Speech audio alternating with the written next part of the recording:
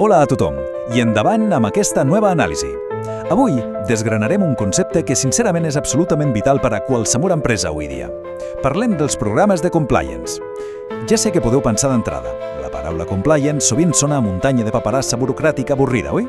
Doncs res més lluny de la realitat. Avui veurem com, si ens fixem en el que diuen les lleis i la jurisprudència, això és en realitat un escut, és el sistema de defensa, l'armadura definitiva, indispensable per a la supervivència d'un negoci. Així que, som-hi! Per trencar una mica el gel, plantegem-nos una cosa. Pot una empresa, una entitat abstracta, un simple logotip, cometre literalment un delicte i rebre la pena màxima? Abans, potser dubtàvem, però des de la profunda reforma del Codi Penal, la resposta és un sí rotund, i tant que pot. Avui dia, una companyia sencera pot enfrontar-se a conseqüències penals brutals pel que hi hagi fet, a títol individual, un sol dels seus treballadors o directius. La justícia ja no només busca qui ha comès el frau, sinó que es pregunta, a veure, on i sota quina supervisió corporativa s'ha permès que això passés. I tot això ens porta directes a l'article 31 bis del Codi Penal, que és el que defineix aquesta responsabilitat penal corporativa. Què ens diu exactament? Doncs que l'empresa passa a ser legalment responsable si el delicte d'aquell treballador s'ha vist facilitat perquè la companyia patia un defecte estructural en els seus mecanismes de prevenció. Vaja, que si hi ha un forat de control i algú s'hi escola, l'absència d'aquella vigilància adequada és precisament el que la llei acabarà castigant. Així doncs, per entendre com desembolicar tot aquest entremat, seguirem aquest full de ruta. Primer, veurem quin és aquest risc penal corporatiu. Segon, què és exactament el compliance. Tercer, els requisits d'un model realment eficaç.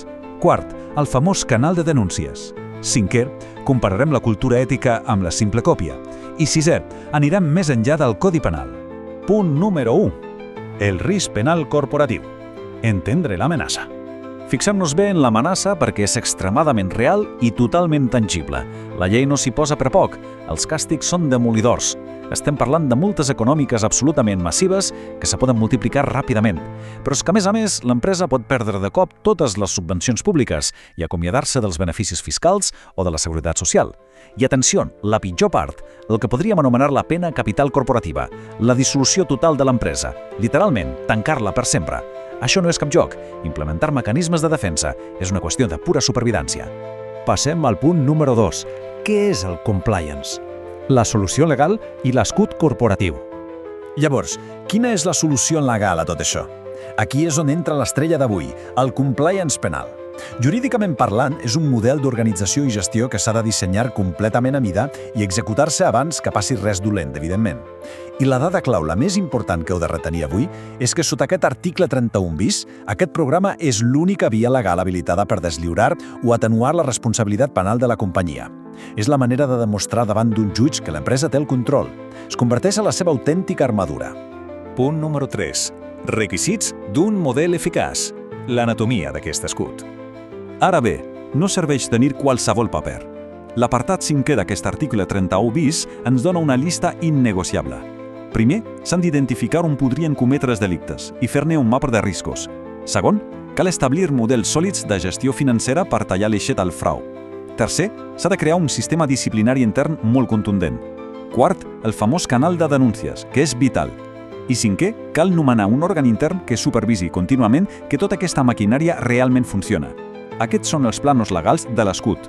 Si ens fixem en com s'integra tot això a la pràctica, el cicle és força clar.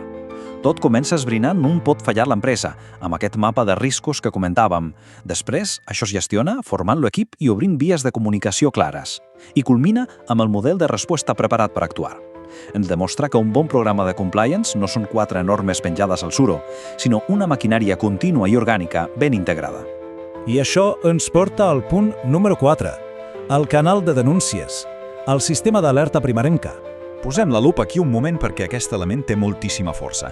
Escolteu aquesta cita de la Fiscalia General de l'Estat del 2016. Diu literalment que és imprescindible que l'empresa tingui una regulació que protegeixi qui denuncia, facilitant la confidencialitat sense risc de patir represàlies.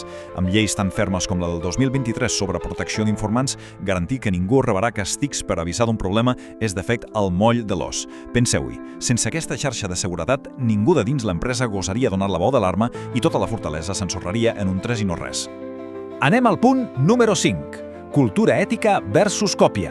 Quan la filosofia passa per davant del paper. I atenció aquí, perquè aquesta és la trampa on cauen tantes empreses, el compliance de paper. Què és això?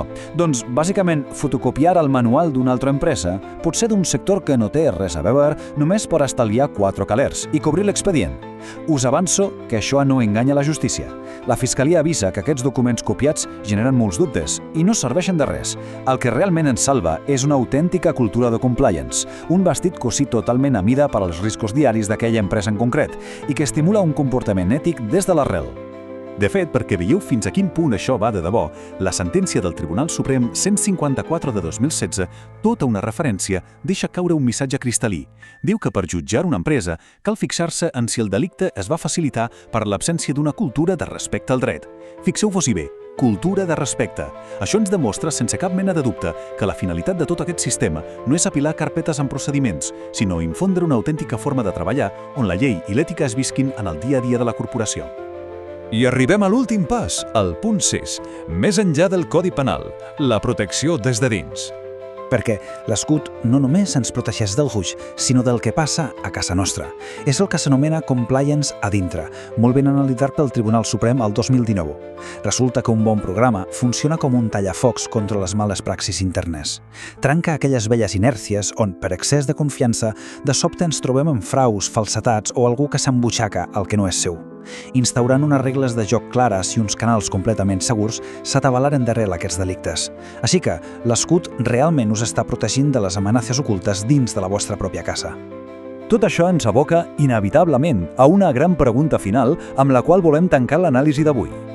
A l'hora de la veritat, l'empresa només està posant creuetes en caselles burocràtiques per fer bonic o realment està aixecant un escut viu i robust d'ètica corporativa? Com hem anat constatant avui repassant tot aquest marc jurídic, la resposta a aquesta simple pregunta és exactament la línia que separa el fet d'acabar arruïnats davant d'un tribunal o mantenir-se operant amb força i total seguretat. Esperem que després d'avui l'abast dels programes de compliance us hagi quedat més nítid com mai. Ens trobem a la propera explicació.